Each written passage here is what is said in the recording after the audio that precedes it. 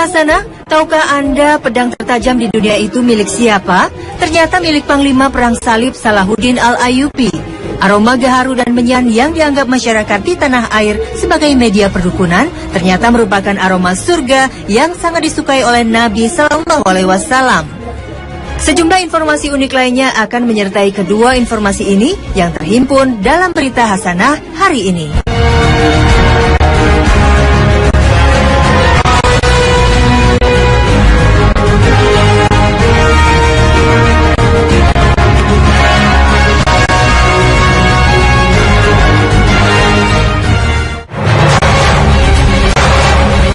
Assalamualaikum warahmatullahi wabarakatuh. Barangkali para pengamat ilmu bela diri dan persenjataan mengenal bahwa katana dari Jepang adalah pedang yang paling tajam di dunia. Pedang melengkung ini selain dipakai ninja, juga dibawa oleh kaum samurai untuk menunjukkan status sosialnya. Namun, berdasarkan penelitian berbasis ilmu metalurgi, pedang yang paling tajam bukanlah katana, melainkan pedang Damaskus. Dan ternyata pedang jenis inilah yang digunakan oleh Panglima Muslim Salahuddin Al-Ayyubi pada Perang Salib III melawan tentara salib yang dipimpin Richard the Lionheart. Tak hanya pedangnya, helm dan baju zirah Salahuddin, lempengan logamnya juga terbuat dari baja atau logam Damaskus. Selain keunggulan visi dan strategi Panglima Salahuddin Al-Ayyubi dengan pedang Damaskus, Salahuddin dan pasukannya berhasil merebut kembali tanah kota suci Yerusalem dari tangan pasukan salib. Pedang Damaskus ini sangat kuat, namun tetap fleksibel sehingga ujung pedangnya dapat ditekuk hingga ke gagang pedang. Pedang ini juga sangat tajam sehingga dapat memotong pedang Eropa dengan mudah. Bahkan sejumlah sumber menyebutkan pedang Damaskus dapat memotong sehelai sutra yang dijatuhkan ke tanah. Ciri khas pedang Damaskus adalah adanya pola tanda air di permukaannya, mirip dengan keris Indonesia atau pedang Jepang. Namun, tanda air pada baja Damaskus bukan karena teknik lipatan logam, melainkan timbul secara alamiah. Penelitian yang dilakukan oleh sekelompok ilmuwan mengungkap sebuah rahasia yang luar biasa, yaitu keberadaan karbon nanotubes di dalam pedang Damaskus. Ternyata, tanpa disadari, pembuat pedang di abad ke-12 ini menggunakan teknologi nano ketika menempa pedang. Pada Perang Salib, pasukan Eropa dikejutkan oleh pedang yang dimiliki oleh pasukan Muslim karena dapat menembus baju zirah pasukan salib, bahkan mampu membelah tameng mereka. Inilah pedang Damaskus, senjata kaum Muslim yang ditakuti oleh Eropa selama beberapa abad lamanya.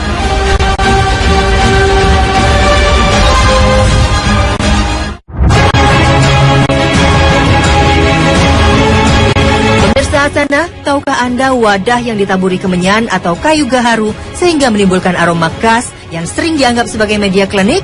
Ternyata aroma bau-bauan yang ditimbulkannya sangat disenangi oleh Nabi Sallallahu Alaihi Wasallam.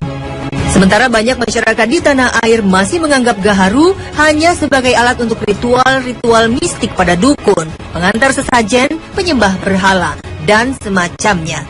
Baunya identik dengan pemanggilan arwah dan aroma yang menyeramkan, yang dikira akan bisa membuat para lelembut dan setan-setan berdatangan. Maka wajar saja jika banyak masyarakat di tanah air yang risih dan alergi atau kurang sreg dengan barang antik bernama gaharu ini, sama dengan kemenyan. Umumnya gaharu yang bentuknya seperti arang kayu diletakkan di atas bara api dalam wadah tanah liat memang menjadi trademark para dukun dan para noni, seperti film horor saat ini yang benar-benar tidak mendidik. Mereka selalu menggunakan gaharu. Fenomena seperti ini sering terpampang di hamparan tikar para dukun dan dipopulerkan di film-film layar lebar bertemakan horor, sehingga semakin menambah pandangan sinis orang terhadap gaharu. Berabad-abad lampau, gaharu yang berasal dari kayu gaharu atau getah pohon damar merupakan komoditas mahal dan paling bergengsi dalam lingkup perdagangan di jalur sutra. Di jalur perdagangan yang membentangkan dari Cina sampai ujung Turki itu, gaharu bahkan bisa jadi lebih mahal dari emas dan intan permata. Para pedagang memburu gaharu karena permintaan yang tinggi dari para raja, orang kaya, dan para pemuka agama. Tujuannya memang sangat beragam. Di Mesir, bangsa Mesir kuno memanfaatkan gaharu yang diimpor dari Yaman sebagai salah satu bahan dalam membuat mumi. Di Yerusalem, orang-orang Israel membakar gaharu di depan bait Allah dalam wadah untuk pewangian pengantar doa-doa. Di Arabia dan Syam, gaharu ditempatkan dalam wadah-wadah cantik untuk mengharumkan ruang-ruang istana dan rumah-rumah. Dan di Asia Selatan dan Asia Timur, gaharu dibakar dalam kuil-kuil sebagai sarana peribadatan. Pemirsa Hasanah, gaharu di zaman Nabi dan generasi terbaik Nabi Sallallahu Alaihi Wasallam juga menjadi bagian dari beberapa ritual umat Islam. Nabi Muhammad Sallallahu Alaihi Wasallam dan para sahabat sendiri sangat menyukai wangi-wangian, baik yang berasal dari minyak wangi hingga gaharu, sebagaimana disebutkan di dalam berbagai hadis. Misalnya, hadis sahih riwayat Imam Muslim dan Imam Al-Bukhari. Dari Nafi ia berkata, apabila Ibnu Umar mengukup mayat atau membakar gaharu, maka beliau mengukupnya dengan kayu gaharu yang tidak dihaluskan, yang dicampurkan dengan kapur barus. Kemudian beliau berkata, beginilah cara Rasulullah SAW ketika mengukup jenazah atau membakar gaharu untuk mayat. Hadis riwayat Muslim. Itu sebabnya seorang sahabat wanita mulia, Asma binti Abu Bakar, pernah berwasiat pada keluarganya, jika ia meninggal, agar kain kafannya diuapi dengan bakaran kayu gaharu. Asma berkata kepada keluarganya, berilah uap kayu gaharu, ukuplah pakaianku jika aku meninggal. Taburkanlah hanut pewangi mayat kepada tubuhku. Janganlah kalian tebarkan hanut pada kafanku, dan janganlah mengiringiku dengan membawa api. Hadis riwayat Al-Baihaqi. Pembakaran kayu gaharu dilakukan karena aromanya yang sangat harum dan menyegarkan. Itu sebabnya Rasul Shallallahu Alaihi Wasallam mengabarkan kepada kita bahwa gaharu itu merupakan aroma surga. Rasul Shallallahu Alaihi Wasallam bersabda, golongan penghuni surga yang pertama kali masuk surga adalah berbentuk rupa bulan pada malam bulan purnama. Sampai ucapan beliau, nyala perlupaan mereka adalah gaharu. Imam Abu Yaman berkata, maksudnya adalah kayu gaharu. Hadis riwayat Imam Bukhari. Aroma wangi gaharu pada masa Rasul Sallallahu Alaihi Wasallam digunakan untuk menebarkan wewangian di Masjid Nabawi. Rasul bersabda, jauhkanlah masjid-masjid kalian dari anak-anak kecil kalian, dari pertikaian di antara kalian, pendarahan kalian, dan jual beli kamu. Ukuplah masjid-masjid itu pada hari perhimpunan kamu, dan jadikanlah pada pintu-pintunya itu alat-alat bersuci kalian. Hadis riwayat Tabrani, Ibnu Majah, Abdul Razak, dan Al-Baihaqi. Generasi terbaik setelah Nabi pun melakukan hal yang sama. Imam Az-Zahabi menyebutkan bahwa Nuaim bin Abdillah Al-Mujamar, bekas budak keluarga Umar bin Khattab, seorang ulama besar Madinah, membakar gaharu untuk membuat harum Masjid Nabi Sallallahu Alaihi Wasallam. Selain itu masih banyak juga riwayat-riwayat dari Nabi yang menyebutkan kegunaan gaharu pada masa Nabi Sallallahu Alaihi Wasallam dan para sahabatnya. Dengan demikian, penggunaan gaharu merupakan hal yang disenangi pada masa Nabi Sallallahu Alaihi Wasallam. Demikian juga pada masa para sahabat dan seterusnya, baik sebagai wangi-wangian maupun hal-hal yang bersifat keagamaan. Pemirsa Hasanah, ternyata gaharu selain untuk wangi-wangian juga bermanfaat untuk kesehatan, sehingga banyak digunakan sebagai pengobatan, bahkan untuk aromaterapi. Kini para ilmuwan telah mengamati bahwa ada kandungan dalam gaharu yang menghentikan penyebaran kanker. Namun belum diketahui secara pasti kemungkinan gaharu sebagai anti kanker. Dulu pada abad ke-10, Ibnu Sina, seorang ahli medis muslim, merekomendasikan gaharu sebagai obat untuk tumor, bisul, muntah, disentri, dan demam. Berdasarkan hasil penelitian di Universitas King Abdul Aziz Arab Saudi, gaharu mampu menurunkan kadar kolesterol jahat. Bisa dipadukan dengan materi dari tumbuhan lain untuk meningkatkan kesehatan jantung. Akan tetapi masih belum ditemukan cara yang jelas agar manusia bisa mengkonsumsinya. Selain itu, juga bermanfaat untuk mengatasi sakit tenggorokan, hidung mampet, bekas luka, dan luka bakar. Dalam kitab Fathul Bari, gaharu digunakan untuk terapi ini pernah disampaikan Rasul Sallallahu Alaihi Wasallam. Hendaklah kalian perhatikan kayu gaharu India karena ia mengandung 7 macam obat khasiat dengan cara dihirup melalui hidung dari arah pangkal dahi dan dimasukkan ke dalam dari arah dada. Subhanallah. Pemirsa Hasanah, gaharu yang pohonnya banyak tumbuh di Indonesia dan dianggap klinik oleh masyarakat Indonesia ternyata produk istimewa yang sangat disukai oleh Rasul Sallallahu Alaihi Wasallam. Itu sebabnya sampai saat ini di Masjid Nabawi atau Masjidil Haram, gaharu kerap hadir di beberapa acara, seperti acara wisuda tahfiz, acara penyucian dan pembersihan Ka'bah, dan lain sebagainya. Hal itu untuk mengharumkan udara dan menyenangkan jiwa para peziarah. Karena menurut salah satu hadis Nabi, para malaikat itu suka bau-bau yang wangi dan membenci bau-bau busuk.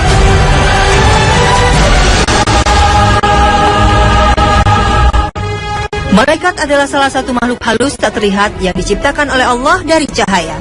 Imam Muslim, Ahmad, dan At-Tirmizi meriwayatkan melalui Aisyah radhiyallahu anhu. Malaikat diciptakan dari cahaya, jin dari api yang berkobar, dan Adam diciptakan dari apa yang dijelaskan kepada kalian. Malaikat adalah tentara Allah. Tuhan menganugerahkan kepada mereka akal dan pemahaman, naluri untuk taat, serta memberi kemampuan untuk berbentuk dengan berbagai bentuk yang indah, dan kemampuan untuk mengerjakan pekerjaan-pekerjaan yang berat. Jumlah malaikat Allah ini sangat banyak, tidak terhitung jumlahnya. Hanya Allah yang tahu. Kita dapat membayangkan betapa banyaknya mereka dari pengalaman Rasul melihat mereka saat melakukan Isra dan Mi'raj. Setiap tempat di langit dipenuhi malaikat, bahkan Rasul menyebutkannya dengan jelas.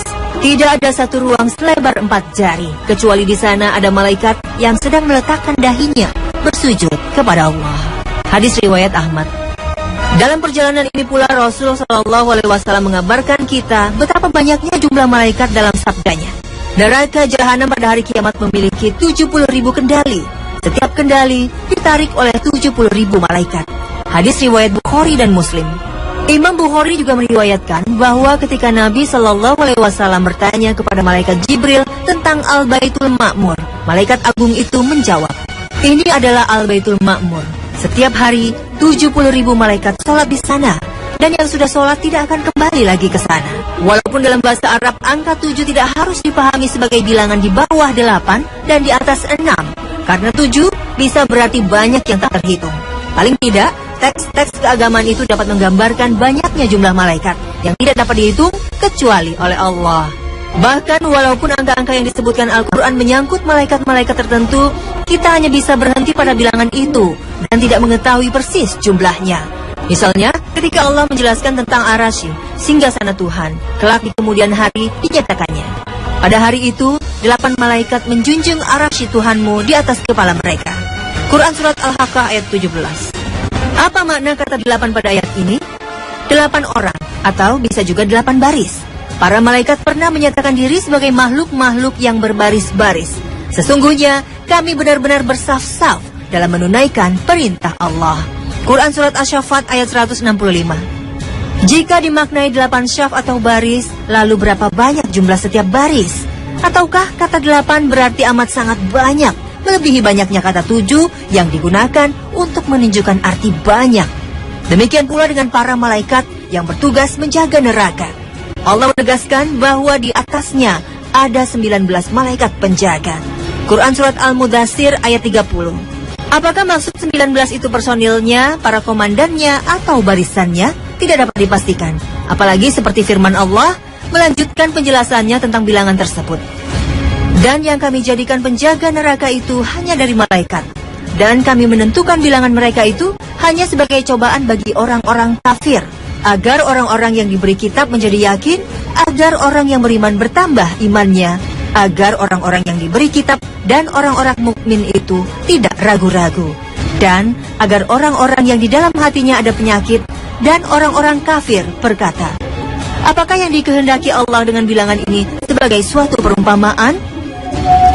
Demikianlah Allah membiarkan sesat orang-orang yang Dia kehendaki dan memberi petunjuk kepada orang-orang yang Dia kehendaki. Dan tidak ada yang mengetahui bala tentara Tuhanmu kecuali Dia sendiri. Dan Sakor itu tidak lain hanyalah peringatan bagi manusia. Quran Surat Al-Mudaththir ayat 31.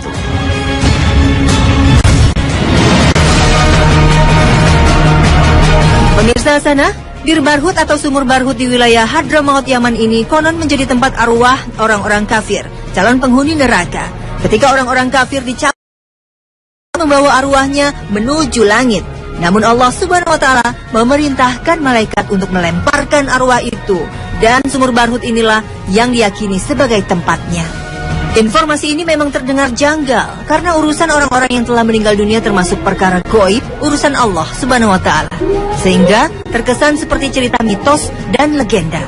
Tapi banyak orang memperbincangkannya, bukan hanya orang-orang awam, sampai para ulama pun memperbincangkan sumur Barhut ini.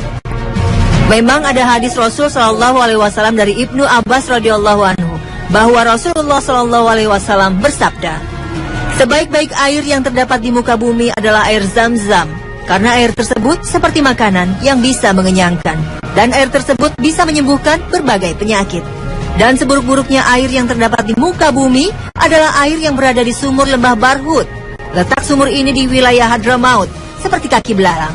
Setiap pagi air di sumur itu naik ke atas, Dan setiap sore di sumur itu airnya kering, karena airnya turun lagi ke dasar sumur. Hadis riwayat Tabrani. Dalam Asar Sahabat, Anas bin Malik radhiyallahu anhu berkata, ruh kaum beriman ditempatkan ke Jabiyah, dan ruh kaum kafir ditempatkan ke bukit Hadramaut yang disebut Barhut. Ali bin Abi Thalib radhiyallahu anhu juga mengatakan, sebaik-baik bukit manusia adalah bukit di Makkah, dan seburuk-buruk bukit manusia adalah bukit Al-Aqaf, yaitu bukit di Hadramaut yang disebut dengan Barhut. Di dalamnya terdapat ruh kaum kafir. Abdullah bin Umar juga mengatakan, sesungguhnya ruh kaum kafir dikumpulkan di Barhut, sebuah lembah di Hadramaut, dan ruh mumin di Jabiyah. Telaga Barhut ada di Yaman dan Jabiyah ada di Syam. Para ulama dahulu mensifati sumur ini kedalamannya tidak terukur. Tidak ada yang sanggup menuruni sampai ke dasarnya. Mungkin yang dimaksud orang tak sanggup menuruni hingga ke dasarnya adalah tidak adanya yang mampu menuruninya tanpa bantuan peralatan canggih. Karena dahulu belum ada peralatan itu. Tak ada yang bisa memastikan apakah yang disebut dengan Barhut oleh para sahabat itu Barhut yang di wilayah ini atau ada yang lain dan tak diketahui. Tak ada penjelasan para ulama. Namun begitu, banyak orang meyakini inilah tempatnya, sumur Barhut di Hadramaut, Yaman. Terkait dengan perkataan para sahabat Nabi itu, ada cerita yang dikisahkan ulama terdahulu. Entah benar atau ini hanya sekedar mitos.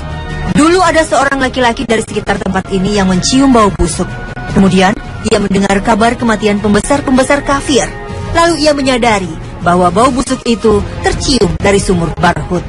Sumur ini banyak membuat penasaran banyak orang termasuk orang-orang Eropa.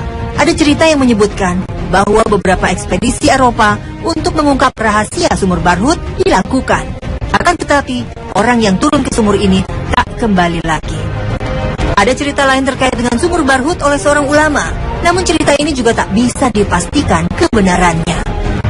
Ada seorang laki-laki kaya menunaikan ibadah haji ke Baitullah, Makkah Al-Mukarramah. Sampainya di Makkah, ia menitipkan uangnya sebanyak 1.000 dinar kepada seseorang yang terkenal dapat dipercaya dan soleh, sampai seusai wukuf di Arafah. Setelah menyelesaikan wukuf, ia kembali ke Makkah dan mendapati orang yang dititipinya telah meninggal dunia. Laki-laki ini pun menanyakan perihal uangnya kepada keluarganya. Tapi tidak seorang pun dari anggota keluarganya yang mengetahui. Orang itu pun mengadukan masalahnya kepada para ulama Mekah. Mendengar cerita laki-laki itu, mereka menjawab, jika separuh malam telah berlalu, mendekatlah ke sumur Zam-Zam. Lihatlah dan panggil namanya. Jika ia termasuk penghuni surga, niscaya ia akan menjawab panggilanmu pada kali pertama. Maka orang itu mengikuti nasihat, mereka mendatangi sumur Zam-Zam dan memanggilnya. Namun tidak ada jawaban. Karenanya ia kembali kepada mereka dan menceritakan apa yang telah terjadi, bahwa ia telah memanggil, tapi tak ada yang menjawab. Mereka berkata, Inna lillahi wa inna ilaihi roji'un. Kami khawatir, jangan-jangan temanmu itu termasuk penghuni neraka. Kalau begitu, pergilah ke tanah Yaman. Di sana ada sebuah sumur yang diberi nama Sumur Barhut. Katanya, sumur itu berada di tepi jahanam. Lihatlah di waktu malam, dan panggillah temanmu. Jika ia termasuk penghuni neraka, niscaya ia akan menjawab panggilanmu. Maka orang itu pun berangkat ke Yaman dan bertanya tentang sumur itu. Seseorang menunjukkannya dan ia pun mendatanginya di malam hari. Ia melihat ke dalamnya dan berseru, "Hai Fulan!" Ternyata ada jawaban. Ia bertanya, "Di mana uang emasku?" Dari dalam sumur itu ada yang menjawab, "Aku tanam di bagian ini dalam rumahku. Aku memang belum memberitahukan kepada anakku. Galilah, pasti kamu mendapatkannya." Orang itu kembali bertanya, "Apa yang menyebabkanmu berada di sini? Padahal menurut prasangka kami, kamu adalah seseorang yang baik." Dari dalam sumur terdengar jawaban lagi, "Aku mempunyai seorang saudara perempuan yang fakir. Aku menjauhinya dan tidak menaruh belas kasihan kepadanya. Maka Allah menghukumku dan merendahkan kedudukanku seperti ini." Hal ini sesuai dengan sabda Nabi Shallallahu Alaihi Wasallam dalam hadis yang sahih. Tidak akan masuk surga orang yang memutuskan ikatan rahim. Hadis riwayat Bukhari, Muslim, Abu Daud, dan At-Tirmizi. Wallahu a'lam.